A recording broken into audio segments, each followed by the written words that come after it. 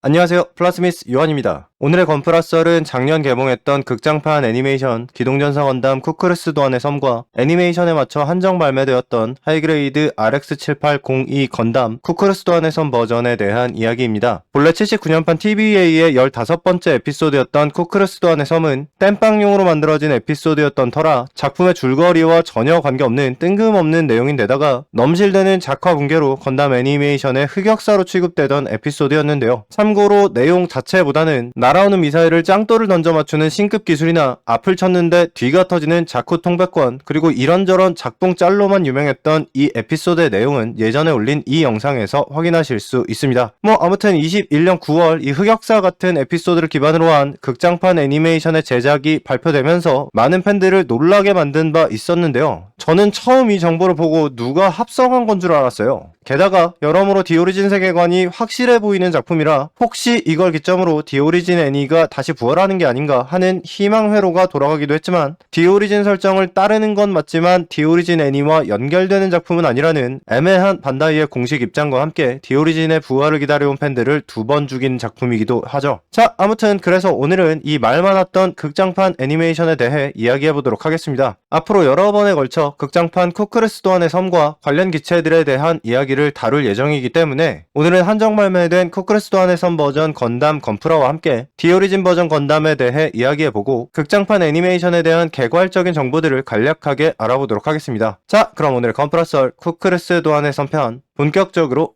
시작합니다.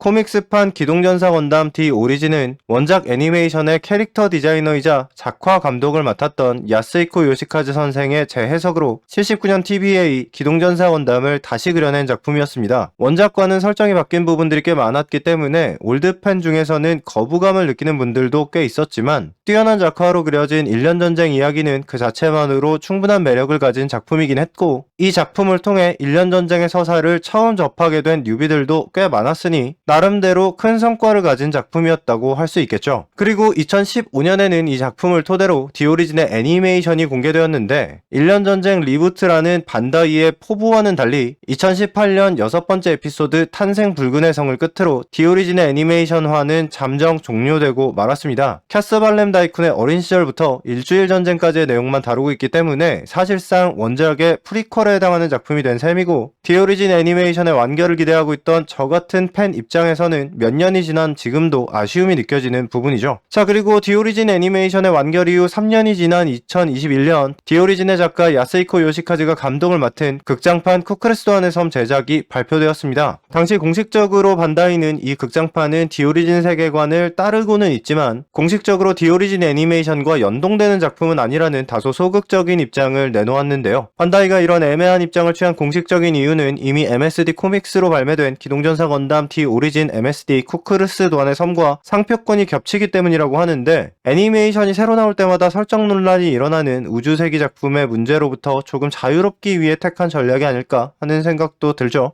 아무튼 디오리진이 맞는 것도 아니고 아닌 것도 아니지만 쿠크루스 도안의 섬은 일단 디오리진 세계관의 설정을 따르고는 있기 때문에 원작 애니메이션의 에피소드와는 내용의 시점이 달라졌습니다. 원작에서 쿠크루스 도안의 섬 에피소드는 람바랄과의 전투 직전에 배치되어 있었는데, 오데사 전투에 대비해 화이트베이스가 태평양을 건너고 있는 도중에 벌어진 일이라는 설정이었죠. 그런데 디오리진에서는 오데사와 자부로 전투의 순서가 서로 다릅니다. 원래 뒤쪽에 있던 지온의 자부로 습격이 앞쪽으로 당겨져 오데사 전투보다 먼저 일어난 사건이 되었죠. 그래서 디오리진 설정을 따르고 있는 이 극장판 쿠크루스 도안의 섬은 오데사 전투 전에 일어난 일이라는 점은 원작과 같지만 자부로 전투 이후로 시점이 변경되었기 때문에 많은 점들이 달라졌는데요. 에피소드에 등장하지는 않지만 중요한 조연인 람바랄이 이미 사망했고, 람바랄의 복수를 위한 하몬 누님의 특공에 의해 화이트베이스의 든든한 동료였던 류 호세이도 전사하면서 아무로가 자신을 인정해줬던 강한 적과 형 같았던 전우의 죽음을 통해 전쟁이란 것이 무엇인지를 통감한 상태가 되었죠. 또 자부로 작전 이후 시점이기 때문에 슬랫거로우가 화이트베이스에 합류한 상태이기도 한데요. 원작에서 코어 파이터 파일럿으로 등장했던 그였지만 극장판 쿠크루스 도안의 섬에서는 디오리진 설정을 따라 전용기로 커스텀된 짐을 타고 등장했죠.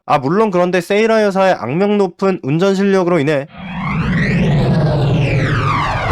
뭐 아무튼 건담이 등장하기도 전에 끝나버린 디오리진 애니메이션 이후 완전히 새롭게 만들어진 극장판 쿠크레스도안의 섬은 디오리진 건담이 제대로 등장하는 첫 번째 애니메이션이 되었는데요. 극장판의 시점은 이미 화이트베이스가 자부로를 거쳐온 이후이기 때문에 초기형은 건너뛰고 중기형의 모습으로 등장한 디오리진 퍼스트 건담의 액션을 볼 수 있었습니다. 자, 아무튼 이번에는 제대로 움직이는 모습을 이 극장판에서야 처음으로 볼 수 있었던 디오리진 버전 퍼스트 건담에 대해 이야기해보도록 하죠. 먼저 디오리진 퍼스트 건담은 정사 세계관의 건담과 약간 다른 RX7802라는 형식명을 가지고 있고 기본적인 설정부터 생각보다 많은 것이 다릅니다. 일단 여러 방산업체가 참여하긴 했으나 지구연방 우주군의 주도로 개발된 원작의 건담과 달리 디오리진에서는 1년 전쟁 이전부터 방산산업에서 두각을 나타내고 있었던 애너하임의 주도로 건담이 개발되었죠. 그래서 건담의 개발자이자 주인공 아무로의 아버지 템레이 또한 연방군의 기술사관에서 애너하임의 기술자로 설정이 변경되었는데요. 처음부터 대모비우스전을 상정하고 만들어졌던 원작의 V작전 3총사와는 달리 디오리진에서는 대함선용으로 이미 개발되어 있던 건캐논이 자쿠원에게 탈탈 털리는 것을 본 템레이가 대모비우스 전용 기체를 개발하게 됐다는 설정입니다. 아무튼 외형에서 드러나지 않는 차이점이지만 처음부터 코어블록 시스템이 들어가 있던 원작과 달리 초기형 디오리진 건담은 코어블록 시스템이 삭제되어 있다는 점이 바뀐 설정들 중에서 중요한 부분이 되겠고요. 또 고정 무장이 헤드발칸 뿐이었던 원작과 달리 왼쪽 팔뚝에 안발칸이나 숄더 매그넘과 게틀링건 등 대인 전투를 상정한 듯한 고정 무장도 꽤 달려있는데 대모비우스 전투가 주가되는 후반부로 갈수록 이런 대인용 무장들을 떼어낸다는 특징도 있죠. 또 초기 형태에서 디오리진 건담은 백팩 한쪽에 숄더 캐논을 달고 있는데요. 이 숄더 캐논은 무기 부분만 탈착하는 것이 아니라 백팩을 통으로 교체하는 방식인데 캐논팩은 화력만 높이는 것이 아니라 스러스터 출력 또한 기본 백팩보다 높다는 설정입니다. MSV 출신 캐논 타입 기체들이 기본 기체보다 고기동인 경우가 많다는 정사 세계관의 설정을 응용한 것으로 보이죠. 그런데 아쉽게도 이 설정은 디오리진 건담 프라모델에는 적용되어 있지 않아서 이 하이그레이드 제품에서는 백팩은 그냥 두고 캐논 부품만 갈아 끼우는 방식으로 초기형과 중기형을 선택 조립하게 되어 있고요. 코믹스 버전의 캐논 백팩은 따로 발매된 디오리진 짐 계열 프라모델에 동봉되어 있습니다. 자, 그리고 원작에서 건담은 처음부터 끝까지 외형적인 변화가 없었지만 디오리진 건담은 사이드 7에서 아무로가 줍줍한 버전의 초기형, 자브로에서 장비를 환장한 중기형, 그리고 솔로몬 점령 후 마그넷 코팅을 포함 각종 센서를 업그레이드한 후기형, 이렇게 세 가지로 디자인이 바뀌는데요. 하이그레이드급으로는 초기형과 중기형 선택 조립식 합본이 나와 있고 마스터 그레이드로는 초기형 건프라가 발매되어 있지만 후기형의 경우는 건프라로는 나와 있는 게 없고 완성품으로만 출시되어 있습니다. 아무튼 이 건프라들은 모두 쿠크레스도안의 섬 개봉 이전에 발매되었기 때문에 한동안 디오리진 건담은 주인공 기체임에도 불구하고 애니메이션에 등장하지 못한 상태로 프라모델만 나와 있는 희한한 기체였던 거죠. 아무튼 2020년에 발매된 하이그레이드 건담 디오리진 건담은 부품을 선택해 조립하는 방식으로 초기형과 중기형 중 하나를 선택해 조립할 수 있었는데요. 개인적으로 디오리진 건담의 특징인 숄더 캐논이 달려있는 초기형의 모습을 더 좋아하는 제품이었습니다. 자, 그리고 극장판 개봉과 함께 22년 7월 프리미엄 반다이 한정판으로 쿠크레스도안의 버전 건담의 하이그레이드 건프라가 발매되었습니다. 등장하는 작품의 애매한 설정에 맞춰 UC도 GTO도 아닌 그냥 하이그레이드로 발매되었죠. 하지만 막상 내용물은 이미 발매된 하이그레이드 GTO 디오리진 건담의 조형을 그대로 재활용한 제품이기 때문에 사실 눈 가리고 아웅이죠. 뭐 아무튼 이 제품은 디오리진 건담의 사출색을 일명 애니메이션 컬러라고 불리는 색조합으로 바꾸고 테트론 실 대신 습식 데칼을 넣어주었는데요. 보너스로 원본 제품엔 없던 라인 데칼이 추가되기도 했는데 이 라인 데칼은 1983년 MSV에서 공개됐던 퍼스트 건담 일러스트를 컨셉으로 디자인된 것 같습니다. 어쨌든 명품이었던 디오리진 퍼스트의 조형을 그대로 사용한 제품이기 때문에 건프라의 품질 자체는 뭐 흠잡을 데가 없지만 어디까지나 일반판으로 나왔던 걸 재탕한 물건이기 때문에 역대급으로 특이한 제품인 도안자쿠나 독특한 멋을 가진 서던 크로스 자쿠 등 쿠크레스도안의 섬과 관련된 다른 한정 제품들에 비하면 아무래도 한정판으로서의 구입 가치는 좀 떨어지는 물건이긴 했죠. 뭐 물론 저는 그런 거 생각 안 하고 무지성으로 구입해뒀기 때문에 이제 이 건프라를 직접 만들어 보도록 하겠습니다. 새로 그려진 박스 아트는 아주 호화롭습니다. 극장 개봉 기념으로 나오는 한정판들이 종종 이런 포스터 디자인을 박스 아트에 사용하곤 하죠. 뭐 근데 앞에서 말씀드렸다시피 내용물은 색만 바뀐 재탕입니다. 원래는 약간 회색빛이 도는 흰색이었지만 옥색이 감도는 컬러로 메인 사출색이 바뀌었고 빨강, 파랑, 그리고 노랑은 원래보다 약간 밝아졌으며 회색 흰색 부분은 관절부와 총기류 부분을 중심으로 채도가 낮은 청록색과 보라색 두 가지 톤으로 사출되어 있습니다. 디테일이 좋은 디오리진 건담의 부품 그대로기 때문에 전체적인 품질이 아주 좋은 것을 볼 수 있고요. 또 극장판에 등장한 건담은 중기형이지만 원본 제품처럼 초기형의 부품들도 그대로 들어있네요. 다음으로 일반판과 똑같은 호일실 한 장이 들어있고요. 습식 데칼은 일반판에 들어있던 테트론 실과 거의 비슷한 구성인데 거기에 라인 데칼 등 몇 개의 데칼이 추가되었습니다. 디오리진 건담은 붙여줄 게 많아서 스티커로 붙일 때도 시간이 많이 걸리는 건프라였는데 이게 습식 데칼로 바뀌면서 작업에 필요한 시간이 더 늘어나게 됐는데요. 저는 스티커보다는 습식 데칼을 더 좋아해서 데칼로 바뀐 구성이 마음에 드는데 노가다 작업을 귀찮아하시는 분들께는 오히려 불편한 변경점이 될 수도 있겠네요. 자, 이제 조립된 부품들을 봅시다. 저는 이미 초기형으로 만들어진 디오리진 건담을 가지고 있어서 이 제품은 작품에 등장한 대로 중기형의 모습으로 조립해 보았습니다. 머리 부분은 헤드 발칸의 노란색 부분까지 색분할되어 있는 좋은 퀄리티를 가지고 있습니다. 이 부분이 봉긋하게 나와 있는 것이 디오리진 건담의 특징이기도 하죠. 다음으로 상체 부분은 약간의 허리 가동이 가능하고요. 백팩은 일반판과 다르게 약간의 보라색으로 사출되어 있습니다. 일반판의 런너 구조를 그대로 사용했음에도 올드한 느낌의 색분할을 그대로 구현해주고 있다는 게 재미있네요. 다음으로 팔 부분은 이중관절을 적용해 완전 접힘이 가능한 훌륭한 설계를 보여줍니다. 또 중기형으로 조립된 어깨 부분은 육전형 건담처럼 와이어 거리 디테일이 들어가 있죠. 골반부는 초기형이나 중기형이나 설정상 별 차이는 없는데 이 제품은 한정판 특유의 라인 데칼로 꾸며져 있습니다. 프론트와 사이드 스커트에 가동이 가능하고 고관절 부품이 앞뒤로 슬라이드 돼서 포징에 활용해 볼 수도 있겠네요. 다리 부분도 팔과 같이 이중관절을 활용해 가동각이 매우 크고요. 아래에도 발가락 부분을 나누는 가동 포인트가 있습니다. 전반적으로 디테일이 좋은 제품이지만 다리 부분의 패널 라인이 정교해서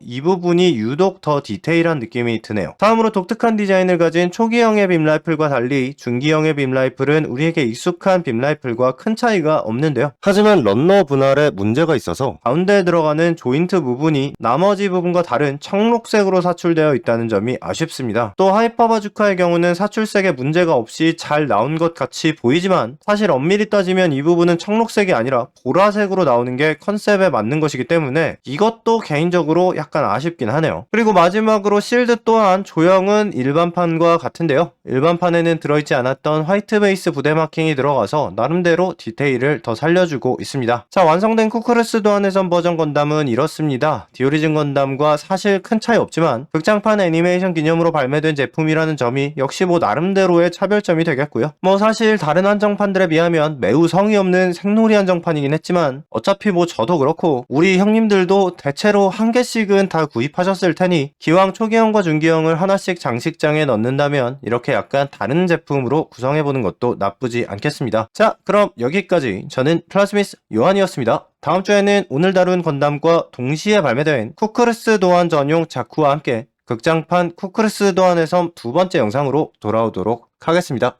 구독해주시고 또 봐요.